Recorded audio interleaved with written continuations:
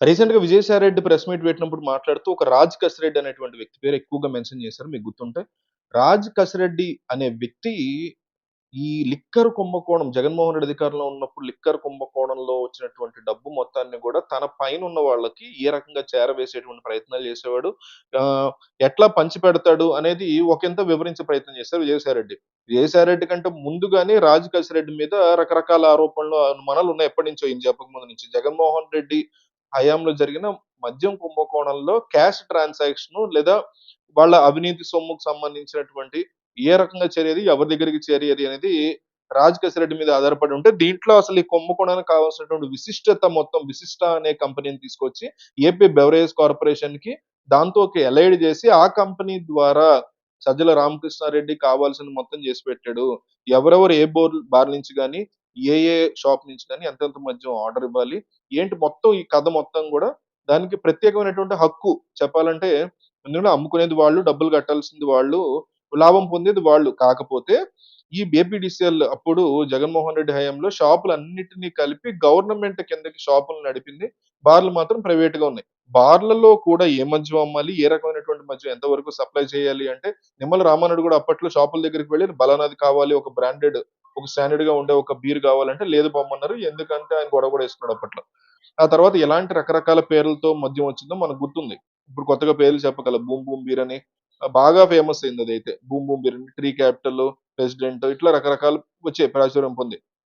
వాటన్నిటిని గూడా ఏపీపీసీఎల్ దగ్గరికి రావటానికి ఏ ఏ కంపెనీలు ఏ ఏ బెవరేజెస్‌లో తయారు కాబడతాయి. వాళ్ళెక్కడ స్టిక్కరింగ్ చేసుకుంటారు. మొన్న ఒక విజిలెన్స్ అధికారులు వెళ్లి బెవరేజ్ కార్పొరేషన్స్ అన్నిట్లో గూడా నోటిఫై అయినటువంటి దాంట్లో గూడా వెరిఫై చేసినప్పుడు అక్కడ వాళ్ళకి పర్మిషన్ లేని తాలూకు స్టిక్కర్ కూడా కనిపించినట్టు ఒక ఇన్ఫర్మేషన్ వచ్చింది. ఆ తర్వాతైతే మరేం చేశారో తెలీదు ఈ కూటమి ప్రభుత్వం. దాని గురించి అట్లాగే సైలెంట్‌గా ఉంది కూటమి ప్రభుత్వం. ఈ రోజుకి గూడా వాసుదేవ్ దగ్గర నుంచి ఏ నిజం రాబట్టారనే దాని గురించి ఇన్ఫర్మేషన్ లేదు. ఫర్దర్‌గా ఏం స్టెప్స్ తీసుకోబోతున్నారనేది గూడా ఎవరు ఎక్కడ బయటికి పెట్టట్లేదు. సో, ఈ విశిష్ట అనేటువంటి కంపెనీని ఇంకా ఏపీ బెవరేజ్ కార్పొరేషన్ వాళ్ళు కంటిన్యూ చేస్తూ ఉండడాన్ని ఈరోజు 'ఆంధ్రజ్యోతిలో' ప్రశ్నిస్తూ ఒక ఆర్టికల్ వచ్చింది. పాత సీసాలో కొత్త సారా అనే విధంగా. విశిష్ట ద్వారా ఏ ఏ మేరకు సేల్స్ జరుగుతున్నాయి? ఎలా అమ్ముతున్నారు? ఇదివరకు ఉన్నట్టు ఎట్లా ఉండేది? ప్రైస్ ఇప్పుడు ఎట్లా ఉండేది? అవన్నీ కూడా విశిష్ట కంపెనీ ద్వారా సజ్జల రామకృష్ణారెడ్డికి చేరుతుంటే, గతంలో వాళ్ళు చేసినటువంటి కుంభకోణం తాలూకా వ్యవహారం మొత్తం మానిప్యులేట్ చేయడానికి ఇక్కడున్న నంబర్స్‌ని తెలుసుకొని వాళ్ళు చేస్తూ ఉన్నారనేది కూడా ఈరోజు పత్రికలో వచ్చినటువంటి ఒక సమాచారం. సో, విశిష్ట అనే కంపెనీ సజ్జల రామకృష్ణారెడ్డిదే. ఆయన ప్రాపకం ద్వారానే బెవరేజ్ కార్పొరేషన్ దాన్ని పెట్టుకోవాల్సిన పరిస్థితి ఏర్పడింది. మొదట్లో ఈ కార్పొరేషన్ దీన్ని వ్యతిరేకించినప్పటికీ గూడా, ఇక సజ్జల రామకృష్ణారెడ్డి అంటే డిఫెక్టో సీఎం, సకల శాఖ మంత్రి అప్పట్లో. ఆయన మించిన వాళ్ళు లేరు కాబట్టి చచ్చినట్టు పెట్టుకోవాల్సిన పరిస్థితి. సో, దీని మీద వేసేటువంటి హోలోగ్రామ్ స్టిక్కర్స్ అవన్నీ ఉంటాయి. వాటిల్ని గూడా వీళ్ళు సజ్జల రామకృష్ణారెడ్డి తమిళనాడులో ఉన్నటువంటి ఏవో కంపెనీ ద్వారా తీసుకొచ్చి వాడి అంటే ఇందులో ఎన్ని బోగస్ తయారయ్యాయి, ఎన్ని కొత్తవొచ్చాయి. అసలు ఆ స్టిక్కర్‌ని ఏ ప్రామాణికాలతో తయారు చేశారు ఇవన్నీ కూడా తెలియకుండా దానిలో కూడా మానిప్యులేషన్ చేశారనేది ఈరోజు బయటకొస్తుంది. సో, విశిష్ట అనే కంపెనీ సజ్జల రామకృష్ణారెడ్డి దగ్గరుండి వాళ్ళ బినామీతో పెట్టిచ్చారనో, ఇలాంటి వ్యవహారాలు గూడా సోషల్ మీడియా ద్వారా బాగా హల్చల్ చేస్తూ ఉంటే, ఈ మద్యం కుంభకోణంలో డొంకంతా కదిలిస్తే సజ్జల రామకృష్ణారెడ్డి డొంక కదులుతోంది అనేది ఇప్పుడు కొత్తగా తెర మీదకొచ్చిన అంశం. అంటే మొత్తం ఆర్థిక లావాదేవీలన్నీ గూడా రాజ్ కసిరెడ్డి ద్వారా జరిగినా కూడా, మద్యం ఎక్కడెక్కడ తయారు కాబడుతుంది, ఎలాగా అది ఏపీపీసీఎల్‌కి రావటం, దాన్ని షాపులకు తరలించడం ఎట్లాగా, ఇవన్నీ కూడా మానిటరింగ్ సజ్జల రామకృష్ణారెడ్డిలా కనిపిస్తుంటే, ఇందులో పెద్దిరెడ్డి రామచంద్రారెడ్డి కొడుకైనటువంటి మిథున్ రెడ్డి యొక్క పాత్ర కూడా గతంలోనే ఎప్పుడో చానాల క్రితమే బయటకొచ్చింది. కానీ పెద్దిరెడ్డితో ఉన్నటువంటి సంబంధాలు కావచ్చు, మొత్తం ఇతరత్ర ఇష్యూస్ వల్ల కావచ్చు, తొక్కిపట్టేసినట్టుగా సమాచారం అనేది ఉంది.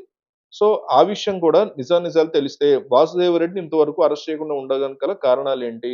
అనే దాని మీద కూడా అనుమానాలు రేకెత్తుతున్నాయి. అంటే ఇప్పటికే విశిష్ట కంపెనీకి సంబంధించి ఇంకా కొనసాగిస్తుంది కూటమి ప్రభుత్వం.